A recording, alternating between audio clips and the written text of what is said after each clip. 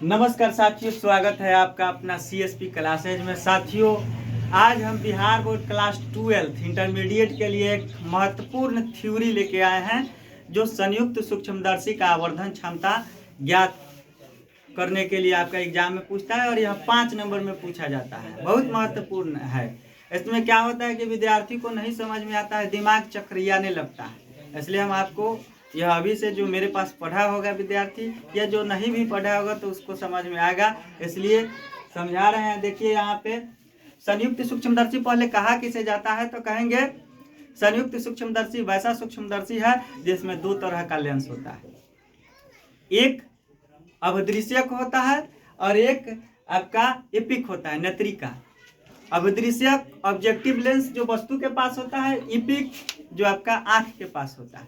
और इस दोनों लेंस को एक समाक्षीय नली लेकर के आइए तो सूक्ष्मदर्शिया दोनों लेंस को एक समाक्षीय नली, देखिए दोनों को क्या किया जाता है, एक समाक्षीय नली जिसका अक्ष समान होता है। देखिए दोनों को समाक्षीय नली यानी कि समाक्षीय नली पर दोनों लेंस को कसा होता है और इसमें एक दंड चक्र होता है जिसको देखिए देख रहे होंगे वीडियो में। दंड चक्र को घसका बढ़ा करके समंजित किया जाता है और समंजित करके आवर्धन को बड़ा बनाया जाता है, जिससे आपका क्या होता है कि अंतिम प्रतिबिंब जो बनता है बहुत बड़ा होता है। यही आपका जो है संयुक्त सूक्ष्मदर्शी है। ये क्या है? संयुक्त सूक्ष्मदर्शी। संयुक्त सूक्ष्मदर्शी में दंड चक्र होता है, सरल सूक्ष्मदर्शी में दंड चक्र नहीं होता। ठीक है, तो चलिए साथियों देखिए यहाँ पे 2 तरह का लेंस है जिसमें एक ऑब्जेक्टिव है और एक इपिक है। इपिक के पास वस्तु रहता है, इपिक के ऑब्जेक्टिव के पास वस्तु रहता है, इपिक के पास आपका नेत्र रहता है। इसमें सभी को बताया गया है यहाँ से यहाँ तक वस्तु का दूरी होगा, यहाँ से यहाँ तक फोकस दूरी होगा, प्रतिबिंब का दूरी होगा। किसका? तो आपका ऑब्जेक्टिव का। यहाँ से यहाँ तक फोकस दूरी है, देखिए F0 फोकस दूरी होगा किसका? ऑब्जेक्टिव का। यहाँ से यहाँ तक F होगा किसका? इपिक का फोकस दूरी। यहाँ से यहाँ तक आपका O से लेके E तक आपका लेंस के बीच के दूरी होगा। यहाँ से यहाँ तक अंतिम प्रतिबिंब का दूरी D है।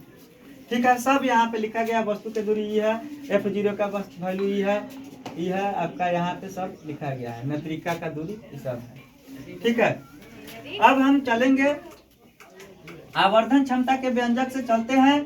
तो जो आपका खाली नेत्र है उसका आवर्धन क्षमता और फिर अगर कोई लेंस लगाया है उसका आवर्धन क्षमता। तो यहाँ पे हमारा 2 तरह का लेंस है, एक इपिक का एक ऑब्जेक्टिव का।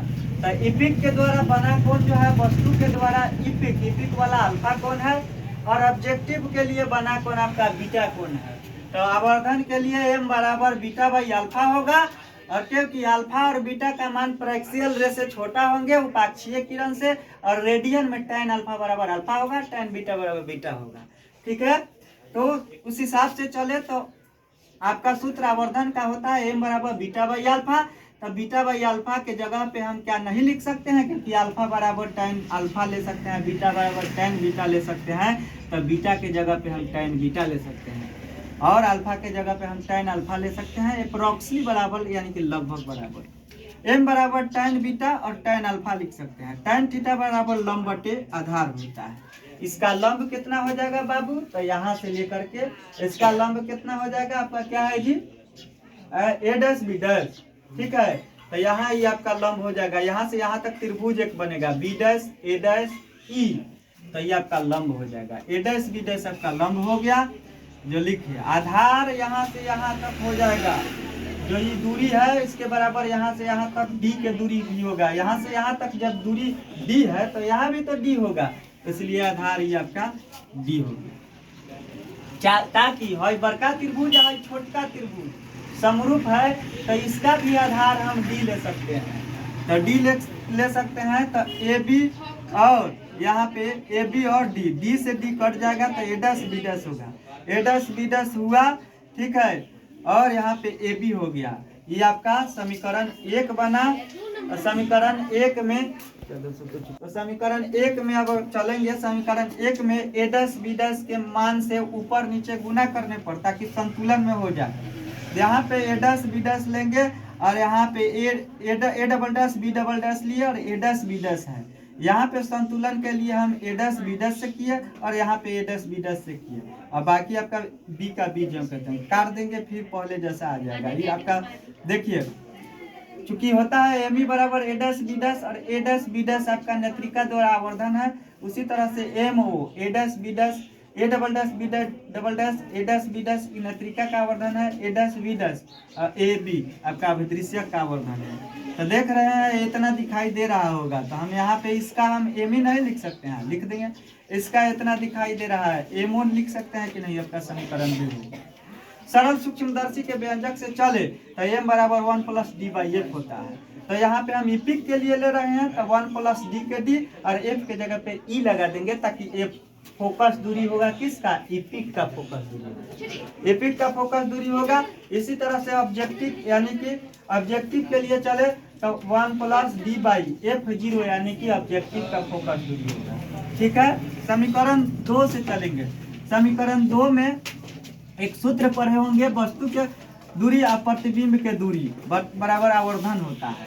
तो यहाँ पे ओ बराबर वस्तु के दूरी, प्रतिबिंब के दूरी और वस्तु के दूरी माइनस भी में होता है, यानी कि आपका सूत्र हो जाता है इस तरह से सूत्र होता है m बराबर माइनस भी बाई यू। 10वें क्लास से आप लोग पढ़ते आ रहे हैं इसको। तो m बराबर माइनस भी बाई यू के हिसाब से अगर भरे 10वां क्लास में पढ़े होंगे आवर्धन का व्यंजक, इसमें भी पढ़े होंगे। तो यहाँ पे m बराबर हो जाएगा आपका भी zero M O M zero यानी ऑब्जेक्टिव के लिए है, तो भी जीरो बटे यू जीरो लिख सकते हैं। इस समीकरण 2 के हिसाब से चले तो आपका समीकरण 2 में एम ओ का वैल्यू कितना हो जाएगा, माइनस भी जीरो बटे यू जीरो। यहाँ पे आपका इसके लिए आपका हो जाएगा, पढ़े होंगे अभी दिखाए हैं यहाँ पे, इपिक के लिए दिखाया है कि 1 प्लस डी बाई एफ होता है।